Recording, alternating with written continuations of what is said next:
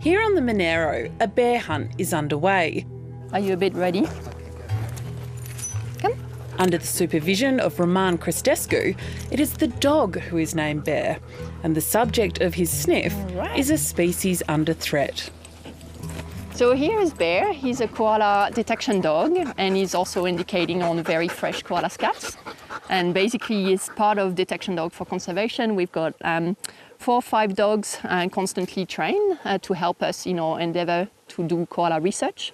We also look for koala that need care, so we do a bit of wildlife rescue with him, especially when a koala is sick or has been hit by a car.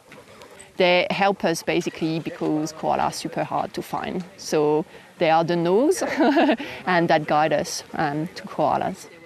For this French-born vet, who has a master's in genetics and a PhD in ecology, the koala has a unique appeal. I think koala are really special, and anyone who studies them kind of fall in love with them. And they just have a lot of quirks, but obviously they're very cute, so that's what I think attracts a lot of people. And they actually have the same proportion as a baby human, so we drawn to them as we drawn to our babies.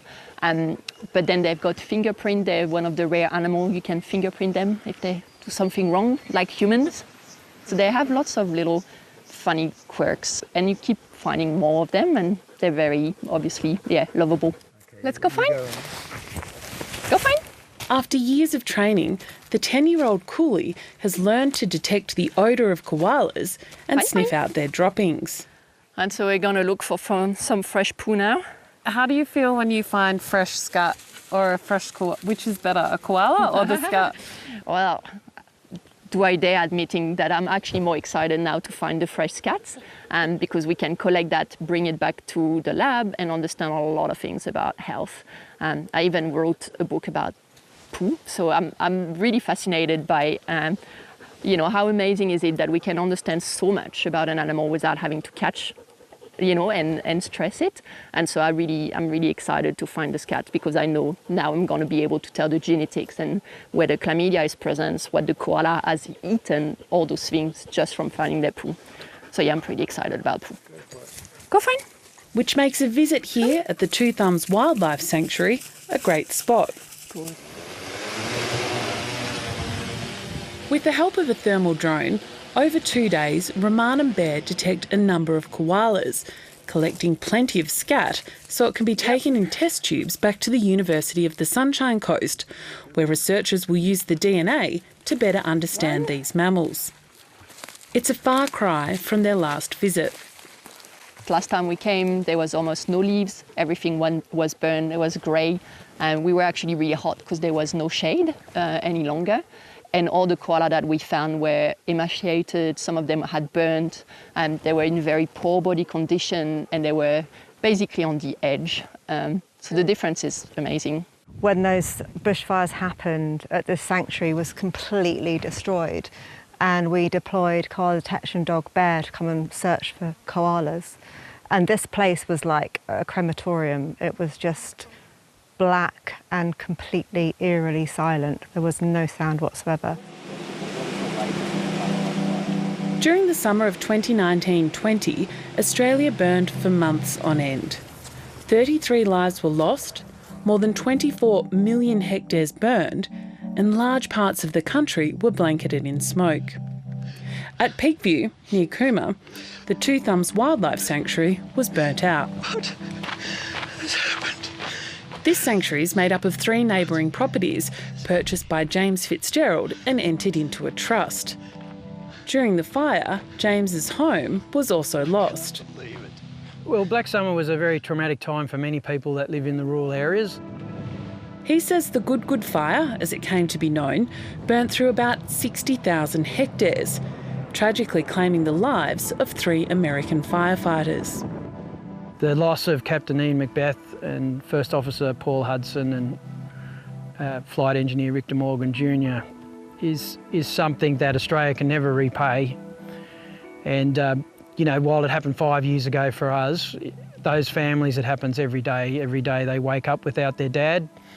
Every day they wake up without their life partner, and, their sons, their parents lost their sons, and I've been fortunate enough to meet them and talk to them a few times, and they're really, really lovely people. So it's a terrible tragedy what happened.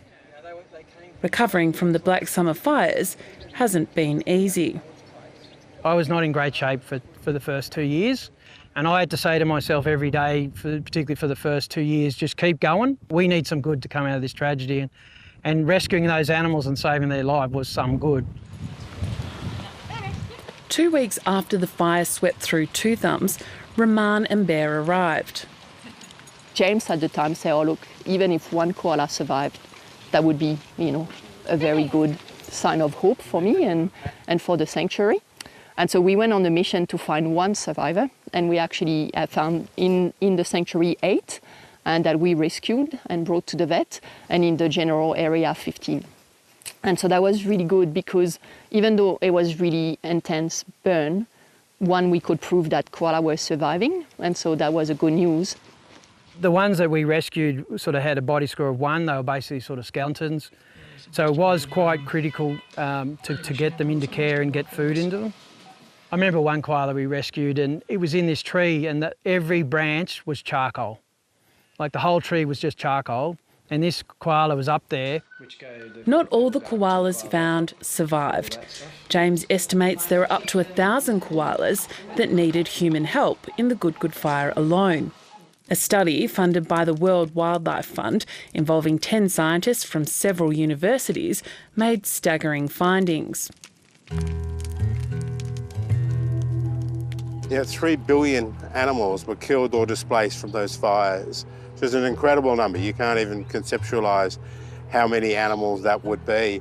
And that wasn't all the animals. It didn't include any of the invertebrates and those types of animals, and obviously it didn't include native plants either. So the scale of devastation was certainly off the charts and like nothing we'd seen before. WWF spokesman Darren Grover says over the past 5 years, the recovery's been mixed. Sadly, there's a group of animals that have responded really well, and that is the ferals. Feral cats, foxes, pigs, deer. There's a whole suite of species that have been able to get into areas where they weren't previously able to get into because there was dense forest habitats. That was opened up by the fires, and now those types of species have been able to penetrate into those areas. Nature, he says, won't be rushed. So the forests will be very different to what they were before the fires, and that means the wildlife will be different, and it will take a long time to get back to what those forests were once like. And because of the drought preceding the Black Summer fires, where the forest burnt with too much intensity, too much heat, it kills the trees. So we've got very large areas here where every tree basically is dead. There's the odd one that's alive. Make you well. At Two Thumbs, James continues to work with the International Fund for Animal Welfare to help a number of species recover. So one of the things that I4 have been helping me with is installing hollows. And what we did first was we went out at night with a thermal camera to kind of see what species are out there. And luckily the first one we saw was the endangered greater glider. We saw feathertail gliders, Kreft's glider, squirrel gliders. We've set up camera traps and seen dunarts and eastern pygmy possums and antechinus and many other species. Including, as James shows us, platypus. This one found taking a midday bath in the fast-flowing Bredbow River. 5 years on from the bushfires, and it's clear that the land is bouncing back. So too the species that rely on it. A sure sign that recovery is well underway.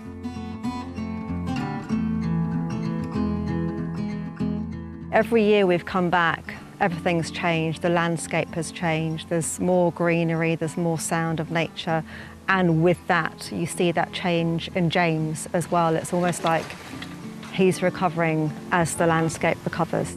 And like if you look, I think when you look after the koala, the things that are good for a koala are also good for people. In 2022, the koala was listed as endangered across the ACT, Queensland and New South Wales. While recovery at Two Thumbs is very much a work in progress, James hopes a commitment to preserve habitat, helping wildlife, will spread across the country. Because not only are you saving our wildlife, but there's all sorts of research that's showing that Walking in the forest reduces anxiety, depression, and all sorts of things in humans. And then, you've got a place where your family or your work colleagues go and have a nice weekend in camp and go for that walk and reduce your stress, like we've got to get off those machines. So I think, saving the koala is saving people, if we do it the right way.